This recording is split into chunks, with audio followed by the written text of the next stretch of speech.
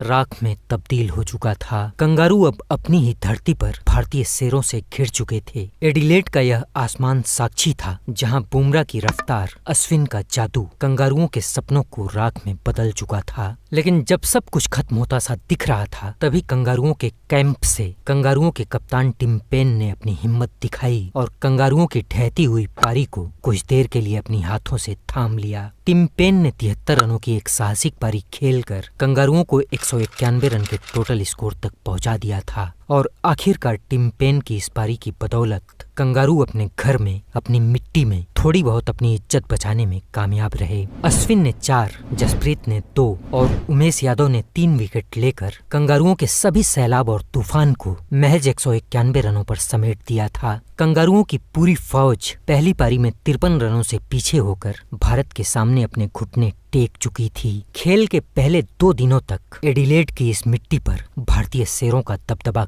कायम था, लेकिन इसके बाद किस्मत ने अपनी चाल पलट दी।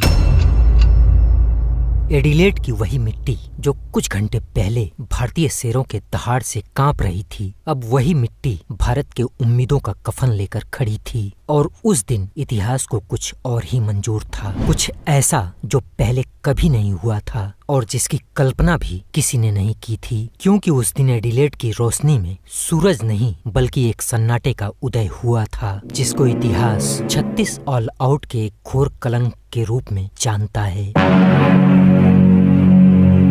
तारीख थी 19 दिसंबर। यह तारीख या दिन या साल इतिहास के जेहन में हमेशा हमेशा के लिए दर्ज होने वाला था, क्योंकि एडिलेड की उस सुबह में इस टेस्ट मैच की सिर्फ दूसरी पारी शुरू नहीं हुई थी, बल्कि शुरू हुआ था भारतीय क्रिकेट के इतिहास का सबसे काला सवेरा। एक ऐसा सवेरा जहां सूरज उगा तो जरूर था, लेकिन कंगारुओं के लिए रोशनी और भारत के लिए अंधकार लेकर। तीसरे दिन का खेल शुरू हुआ और जैसे ही यह गुलाबी गेंद हवा में उठी, भारत की उम्मीदें जमीन पर बिखरने लगी।